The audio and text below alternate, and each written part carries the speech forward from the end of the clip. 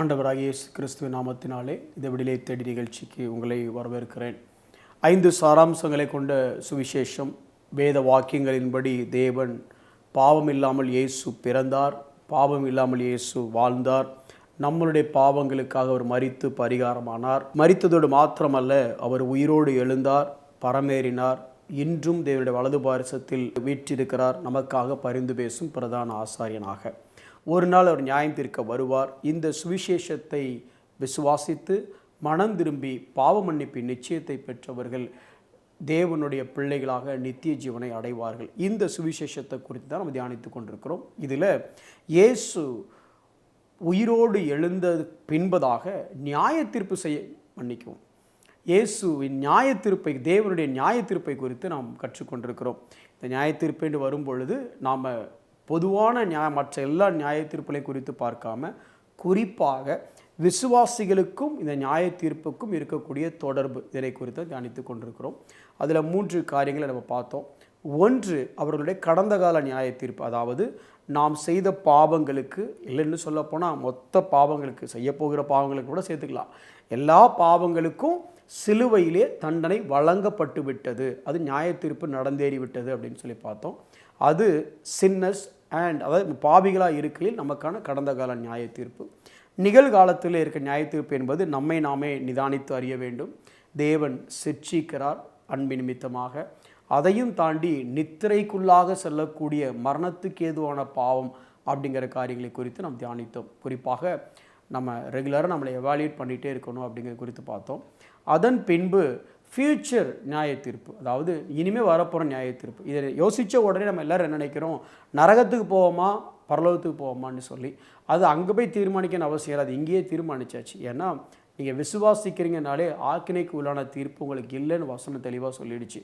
அப்போ நம்ம எதை குறித்து யோசிக்கணும், மற்றவர்களை குறை கூறுவதையா, இல்லை நம்மை நாமே நிதானித்து அறியணும், நம்ம தான் கணக்கு ஒப்புவிக்க வேண்டியிருக்கோம் அப்படின்னு சில காரியங்கள் குறித்து தியானித்தோம். இன்றைக்கி இந்த நியாய தீர்ப்பு எதன் அடிப்படையில் என்று ஒரு சில காரியங்களை குறித்து நம்ம தொடர்ந்து தியானிக்க போகிறோம். அதாவது நமக்கு நியாய தீர்ப்பு இருக்குது, ஃப்யூச்சர் நியாய தீர்ப்பு. அந்த நியாய தீர்ப்பு எதுக்கு, கண்டிப்பாக பரலோகமாக நரகமாங்கிறதுக்கு இல்லை, பரலோகத்துக்குள்ளே தான் போக போகிறோம்.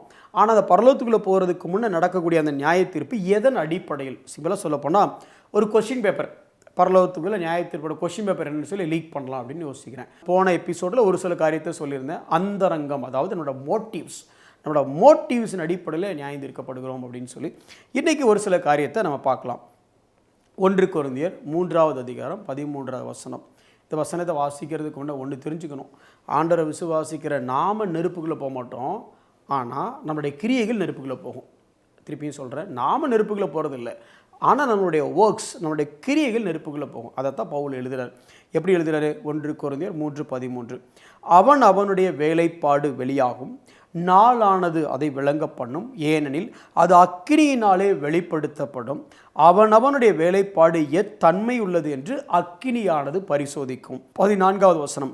அதின் மேல் ஒருவன் கட்டினது நிலைத்தால் அவன் கூலியை பெறுவான். அப்போ என்ன அர்த்தம்? அங்கேயும் ஒரு கூலின்னு ஒன்று இருக்குது. அது என்னது? நாம் இங்கே பண்ண ஒர்க்குக்கு அங்கே வர கொடுக்கக்கூடிய ஒரு ரிவார்டு. அந்த ரிவார்டு எதன் அடிப்படையில்? நான் இங்கே பண்ணுற வேலை என்ன வேலை? ஒரு வேலை நாங்கள் நிறைய வேலை பண்ணுற மாதிரி ப்ரொஜெக்ட் பண்ணலாம். என்னை பொறுத்த வரைக்கும் இது சூப்பர் வேலையாக இருக்கலாம். ஆனால் அங்கே ஒரு சில மெஷர் இருக்குது. அந்த ஸ்டாண்டர்ட் அந்த அக்கினியால் சுட்டரிக்கப்படும் பொழுது வைக்கோல் மாதிரி இருந்துச்சுன்னா வேலை நிறைய செஞ்ச மாதிரி இருக்கும், நாங்கள் ஒன்றும் இல்லை, சாம்பல் தான் மிஞ்சம். ஆனால் இங்கே இந்த அக்கினியால் சுட்டரிக்கப்படும் பொழுது என்ன கிடைக்குதோ அதன் அடிப்படையில் வேஜஸ், மன்னிக்கவும் ரிவார்ட்ஸ். சரி, என்ன மாதிரிலாம் இருக்கலாம்? ஒரு சில, அதாவது ஆன் வாட் பேசிஸ் அப்படின்னு ஒரு சில ஒர்க்ஸ், அந்த ஒர்க்ஸை பற்றி மட்டும் சொல்கிறேன். முதல்ல எதெல்லாம் ஆண்டவர் டெஸ்ட் பண்ணுவார் அப்படின்னு சொல்லும் பொழுது, கொஸ்டின் பேப்பரில் கொஸ்டின், ஒரே ஒரு கொஸ்டின் மட்டும் சொல்கிற மாதிரிலாம். எபிரேயர் 6வது அதிகாரம் 10வது வசனம் வாசிக்கிறேன். ஏனென்றால் உங்கள் கிரியையையும் நீங்கள் பரிசுத்தவான்களுக்கு ஊழியம் செய்ததினாலும் செய்து வருகிறதினாலும் தமது நாமத்திற்காக காண்பித்த அன்புள்ள பிரயாசத்தையும் மறந்து விடுவதற்கு தேவன் அநீதி உள்ளவர் அல்லவே. டெஸ்ட்டு, பாயிண்ட் என்னென்னா பிரயாசம். எதற்கான பிரயாசம்? நம்முடைய கிரியை பரிசுத்தவான்களுக்கு ஊழியம் செய்யக்கூடிய அந்த பிரயாசம். இன்னொன்று, அவருடைய காரியத்தை நிமித்தமாக, ஆங்கிலத்தில் வரும் பொழுது he is not an unjust God not to reward. அவர் கண்டிப்பாக ரிவார்டு கொடுப்பாரு. எது பேஸ் பண்ணினா, நான் செய்கிற இந்த ஒரு காரியத்தை பேஸ் பண்ணி. ரொம்ப சிம்பிளாக சொல்ல போனோம் அப்படின்னா, இன்றைக்கி எதுக்கு நம்ம அதிக பிரயாசப்படுறோம்? ஆண்டவருக்கும் அவனுடைய பிள்ளைகளுக்கும் அவனுடைய ஊழியத்துக்குரிய காரியத்துக்காக அதிக பிரயாசப்படுறோமா, இல்லை நம்முடைய உலக காரியத்துக்காக அதிக பிரயாசப்படுறோமா? ரொம்ப சிம்பிள். உங்கள் பிரயாசம் எங்கே அதிகமாக இருக்குது? எப்படிடா ஊழியத்துக்கு ஹெல்ப் பண்ணலாம் அப்படிங்கிற பிரயாசம் இருக்கா? எப்படிலாம் ஆண்டவர் ராஜ்யத்துக்கு உதவி செய்யலாங்கிற மாதிரி பிரயாசம் இருக்கா?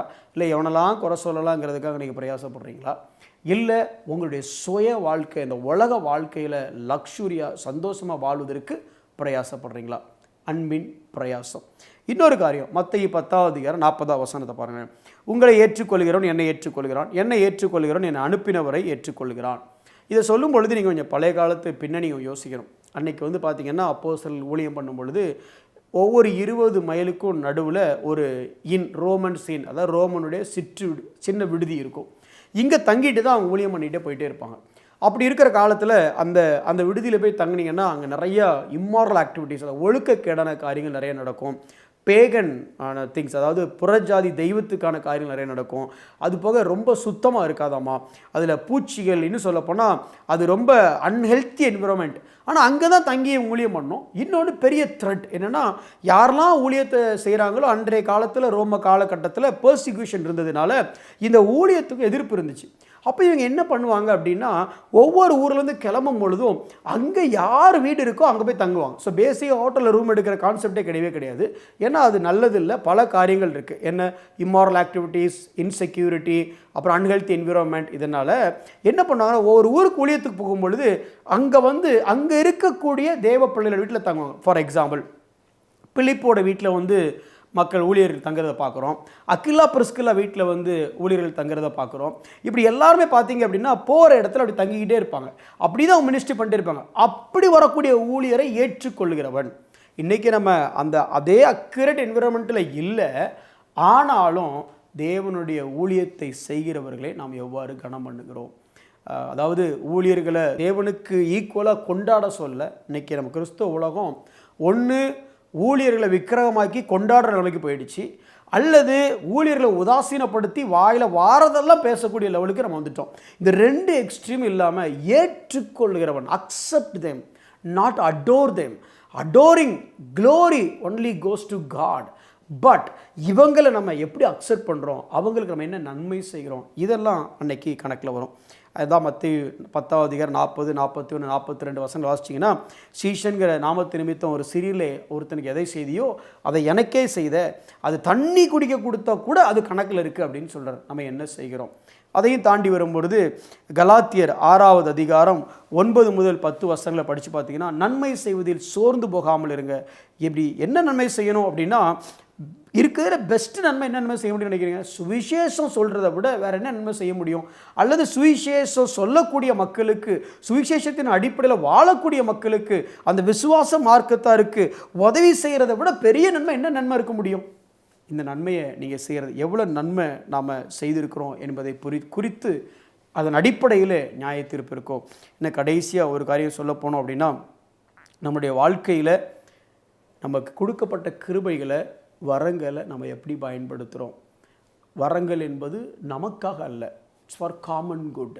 என்ன வெளிச்சத்துக்களை கொண்டு வருவதற்காக இந்த வரத்தை நான் பயன்படுத்துகிறேனா, இல்லை இந்த சபையை உலகளாவிய அந்த யூனிவர்சல் சர்ச், இன்விசிபிள் யூனிவர்சல் சர்ச்சை பில்டு பண்ணுறதுக்கு அதை நான் பயன்படுத்துகிறேனா?